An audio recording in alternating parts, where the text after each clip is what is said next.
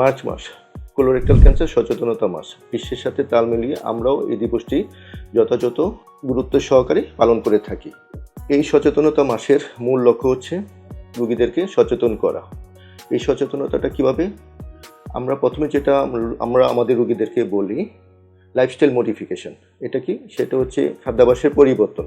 এক্ষেত্রে আমাদের red meat, গরুর মাংস বা খাসির মাংস এই জাতীয় খাবারগুলো যতটা সম্ভব অ্যাভয়েড করতে হবে।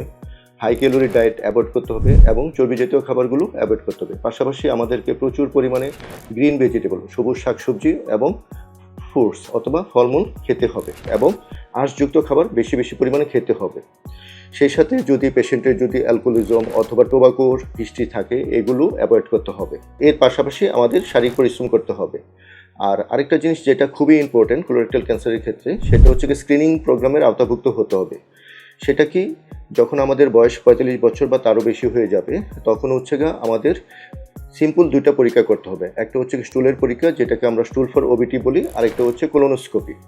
এবং এই পরীক্ষাগুলো আমরা মূলত বলি হচ্ছে 45 বছরের পর থেকে শুরু করার জন্য। কিন্তু যাদের ফ্যামিলি হিস্ট্রি পজিটিভ আছে বা আলসারেটিভ কোলাইটিস অথবা ক্রনস ডিজিজ নামক কোনো যদি ডিজিজ থাকে, তাহলে হচ্ছে ওই স্ক্রিনিং প্রোগ্রামের যে বয়সটা সেটা 45 বছর না, সেটা আরও আর্লি আপনাকে শুরু করতে হবে। আসুন আমরা সচেতন হই এবং আমি এই পর্যন্ত যে উপদেশগুলো দিলাম এগুলো আপনারা যথাযথভাবে মেনে চলুন।